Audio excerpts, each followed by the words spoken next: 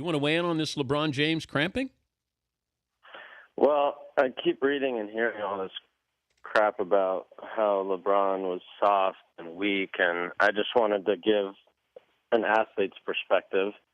And I agree with you. When people can play through broken bones, they can play through pulled muscles, they can play through intense pain, but when your body seizes up on you, you have no chance. So I feel bad for the guy that he's taking so much stick for it, and it's just not fair. When that happens, you can't move. There's nothing you can do. Can you tough it out in play? No, it's not a tough thing. If you don't think he's played through, and all those guys have played through immense pain over the years, then you're crazy. And to say someone's not tough because they're cramping is a bogus argument. It has nothing to do with wanting to or not wanting to. You could tell the guy couldn't move. He literally couldn't walk. And I've experienced it at different times in my career.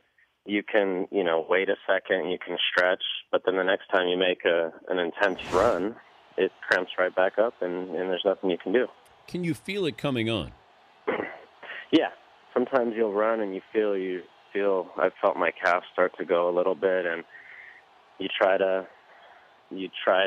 minimize it as much as possible, but you hit a point where you know that if you make an intense movement, an intense run, it's going to happen again. And for, Joe in Lincoln, Nebraska, sitting at his desk all day saying, well, I've had cramps before, and it's not a big deal. Well, guess what? You don't have to chase down Tim Duncan and try to guard Tony Parker with 3 minutes left to go in an NBA final. It's a lot different. So I just wanted to stick up for him there because it's not fair that he's taking all that.